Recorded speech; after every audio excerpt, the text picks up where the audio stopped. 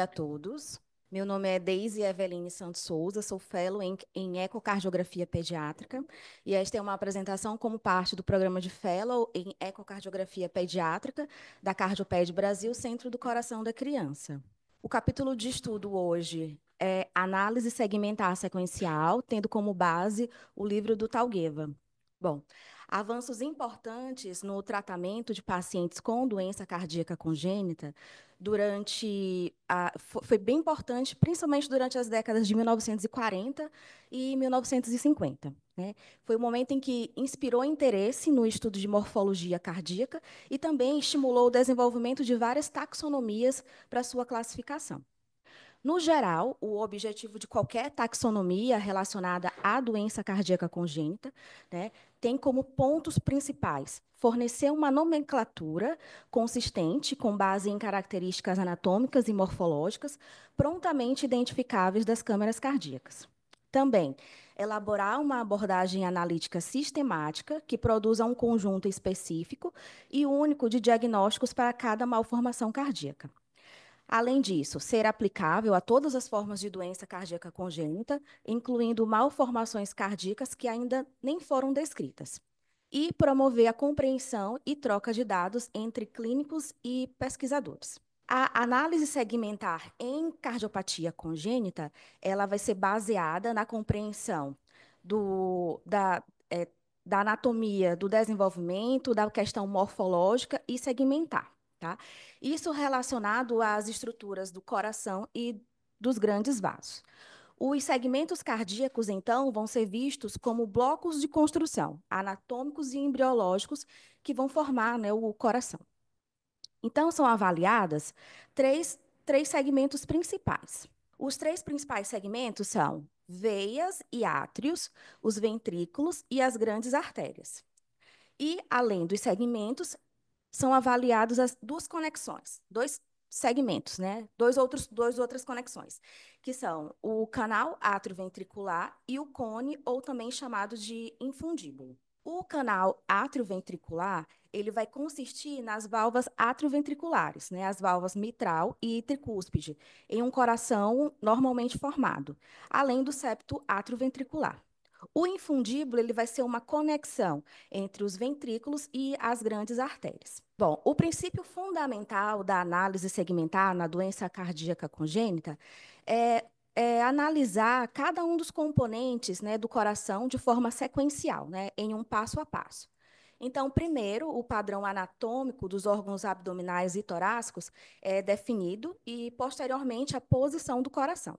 Então, cada um dos principais segmentos cardíacos, ele é examinado, né, descrito, e vai receber uma designação com base em suas características morfológicas. Então, primeiro, o situs tóraco-abdominal. Então, antes de analisar a anatomia intracardíaca, o sito dos órgãos torácicos e abdominais é determinado para fornecer uma estrutura anatômica para uma posterior análise.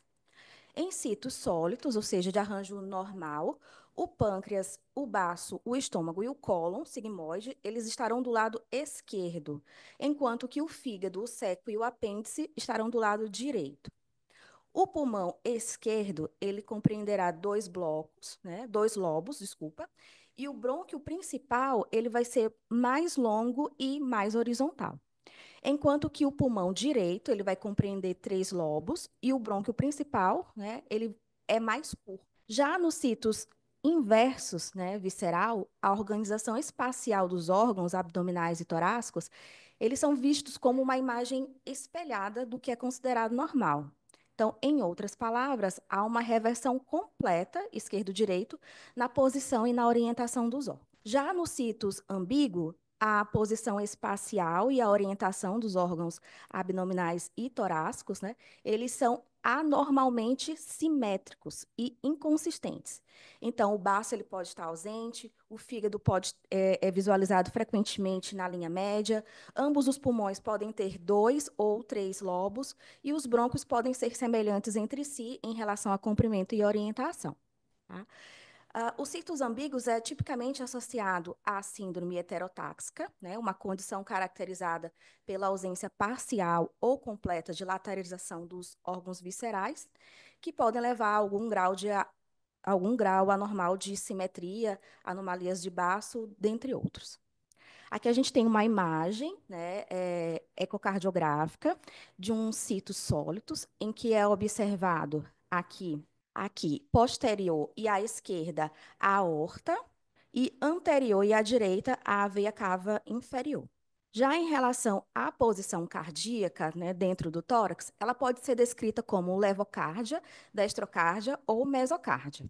Essa designação vai ser baseada na localização espacial da maior parte da massa cardíaca em relação a um plano sagital, que vai cruzar a linha média torácica do externo em relação à coluna vertebral. Além disso, a orientação do eixo longo do coração, que é a orientação do eixo que conecta a junção atrioventricular ao ápice ventricular, ela também deve ser descrita. Então, na levocárdia ou levocardia, o coração ele é posicionado predominantemente no hemitórax esquerdo, na destrocárdia, predominantemente no hemitórax direito, e na mesocárdia, o coração está na linha média, com proporções aproximadamente iguais, né, de massa, em cada lado do externo. O eixo da base do ápice da mesocardia, é geralmente orientado anteriormente ou às vezes inferiormente. Além dessas três condições, existe um mau posicionamento do coração dentro do tórax, uma condição raramente descrita, que pode ser parcialmente ou completamente exteriorizado, que é uma condição chamada de ectopia cordis. Em relação a citos atrial, então, o primeiro passo para determinar o citos atrial é identificar os átrios de acordo com suas características morfológicas. Então, os átrios, eles não são designados com base em conexões venosas sistêmicas e ou pulmonares, porque essas podem ser variáveis. Em vez disso, eles são definidos por sua anatomia intrínseca. Então, em relação ao átrio direito, ele vai incluir a crista terminalis e a tinea sagittalis. Tá? A superfície septal do átrio direito, ele vai apresentar bandas límbicas superior e inferior à fossa ovale. O apêndice atrial direito, ele vai ser tipicamente vai estar tipicamente com uma base mais larga, ele tem um formato mais triangular e a posição dele é mais anterior em relação ao apêndice atrial esquerdo. Também estarão presentes os músculos pectinados, né, do apêndice atrial direito, que vão se estender em direção ao anel da válvula atrioventricular e à válvula de Eustáquio. Aqui nós temos imagens, né, da representação da crista terminalis, né, e do músculos pectinados, né, pectíneos. E também nós temos aqui imagens de ecocardiografia de janela subcostal, em que representa dentro do átrio direito uma válvula de Eustáquio, né, representada acima, e abaixo a rede de Chiari. Já em relação ao átrio esquerdo, ele é caracterizado como um apêndice alongado e mais estreito. Ele está localizado posteriormente em relação ao apêndice atrial direito, né? E a superfície do septo atrial ele vai apresentar o septo primo. Aqui também temos imagens de ecocardiografia, né? São fotos que foram publicados em um artigo recente de 2024, e neles, aqui, a representação do apêndice atrial esquerdo, né, visualizado com essas setas em branco, em várias vistas, né? Em A, em uma vista paraesternal eixo curto, no nível da válvula aórtica. Em B, numa vista apical 5 câmaras. Em C, em uma vista apical 2 câmaras. E em D, em uma vista apical 4 câmaras. Aqui o Talguev ele traz uma tabela com resumo de todas as características, né, que são realizadas entre os átrios. E também em relação ao citus atrial, ele também pode ser um citus atrial sólitus, né, em que o átrio direito corresponde ao lado direito, enquanto que nos citus inversos, o átrio direito está do lado esquerdo. Em indivíduos com anatomia normal, o átrio direito ele vai receber os cornos direito e esquerdo no seio venoso, que inclui a veia cava superior, a veia cava inferior e o orifício do seio coronário, né? O átrio esquerdo normalmente vai receber as veias pulmonares. Em relação ao loop ventricular, então, primeiramente, né, identifica-se os ventrículos direito e esquerdo, e é importante reconhecer que entre as valvas atrioventricular e semilunar existem três câmaras distintas, né?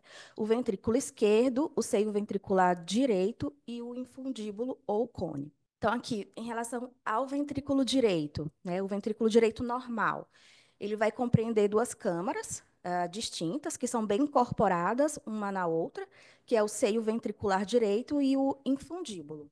Externamente, o ventrículo direito normal ele tem um formato triangular, né? E a parede diafragmática, que é a parede inferior, ele faz um ângulo agudo com a parede anterior. Já internamente, o ventrículo direito normal ele é caracterizado por inserções septais da válvula tricúspide, trabeculações grosseiras e uma superfície septal distinta, que inclui as bandas septal e a banda moderadora. Já o infundíbulo, ele é normalmente bem incorporado ao seio ventricular direito, de modo que as suas identidades separadas podem ser, às vezes, podem ser difíceis, né, de identificação. No entanto, essas câmaras têm diferentes origens embriológicas e de desenvolvimento. Já o ventrículo esquerdo, ele tem um formato, em relação ao ventrículo esquerdo normal, ele vai ter um formato de cone, né? Enquanto que internamente ele vai apresentar trabeculações apicais mais finas, né? Fixações da válvula mitral e dos dois músculos papilares distintos, né, que vão se fixar na parede livre do ventrículo esquerdo, sem fixações ao septo interventricular. Uma vez que é identificado a identidade ventricular, é necessário identificar o tipo de loop ventricular, né? Então, isso vai ser relevante, porque vai determinar o padrão de distribuição da artéria coronária, a disposição do sistema de condução e a organização interna do miocárdio ventricular. Em relação aos alinhamentos e conexões atrioventriculares. Então, uma vez que a identidade e o sítio dos átrios e dos ventrículos foram estabelecidos, então a atenção é focada no primeiro segmento de conexão, que é o canal atrioventricular. Então, aqui nós temos uma série de imagens, né, de ilustrações, dos diferentes tipos de alinhamentos e conexões atrioventriculares. Então, a gente vê aqui tipo concordante, discordante, aqui também entram a atresia tricúspide, a atresia mitral, as duplas vias de entrada, né, de saída, os casos de straddling e também é importante destacar que sempre, né, o tipo de válvula atrioventricular ele vai acompanhar o ventrículo no qual ele está conectado. Então, aqui temos um vídeo de um corte apical 4 câmaras, em que nós temos essas conexões concordantes, né? Em que o átrio direito é conectado ao ventrículo direito pela tricúspide e o átrio esquerdo conectado ao ventrículo esquerdo pela válvula mitral. Já em relação aos alinhamentos ventrículo-arteriais, é avaliado pelo fluxo de saída, né, do coração, em que se avalia a câmara cardíaca em que cada grande artéria se origina. Então, o alinhamento ele vai descrever como as válvulas semilunares e seus respectivos grandes vasos, eles se alinham com os ventrículos subjacentes, né? Então, aqui a gente tem também os tipos concordantes, discordantes em D-looping e L-looping, as, as, as duplas vias, né, também, e as atresias. Aqui nós temos uma imagem também tirada de um artigo recente, em que se tem em A, na verdade, são vistas ecocardiográficas paraesternais, né, de eixo longo, em A, de um neonato com transposição de grandes artérias, e em B, com as grandes artérias normalmente relacionadas. Então, em A, o vaso posterior, que surge do ventrículo esquerdo, né, que surge aqui do ventrículo esquerdo, ele está, ele está um pouco mais posterior, né, e relacionado aqui à artéria pulmonar, sugerindo transposição das grandes artérias. Em relação ao infundíbulo ou cone, ele é um segmento de conexão entre os ventrículos e as grandes artérias. Em relação à anatomia normal, há um cone subpulmonar completo, com separação muscular entre as válvulas pulmonar e atrioventricular, enquanto que o cone subaórtico ele é incompleto, permitindo continuidade fibrosa entre as cúspides esquerdas e não coronária da válvula aórtica, né, e o folheto anterior da válvula mitral. Parte do cone subaórtico ele está normalmente presente na forma de um septo conal, que é representado pelo miocárdio, que separa o aspecto anterolateral do fluxo de saída do ventrículo esquerdo e o trato de fluxo de saída do ventrículo direito. Em relação às válvulas semilunares, esta etapa ela descreve as relações espaciais entre as válvulas aórticas e pulmonar. Embora as relações espaciais entre as válvulas semilunares sejam frequentemente associadas a padrões previsíveis de alinhamento ventricular-arteriais, há muitas exceções à regra, né? Então, além disso, é importante reconhecer as designações de destroposição, né, e levoposição, D e L, para descrever as relações espaciais entre as válvulas semilunares, né, em que preciso descrever as orientações antero-posterior ou superior-inferior. E uma vez que os 3 segmentos cardíacos e os 2 segmentos de conexão foram avaliados e categorizados, todas as anomalias cardíacas associadas, elas são sistematicamente examinadas e descritas. Então, para fornecer uma descrição lógica e consistente de todas as anomalias associadas, elas podem ser descritas, né, em ordens de importância hemodinâmica, assim, das anomalias maiores para as menores, ou em uma ordem anatômica, né, em progressão da via de entrada para a via de saída do coração. Então, essa é a referência utilizada no capítulo, né? Obrigada.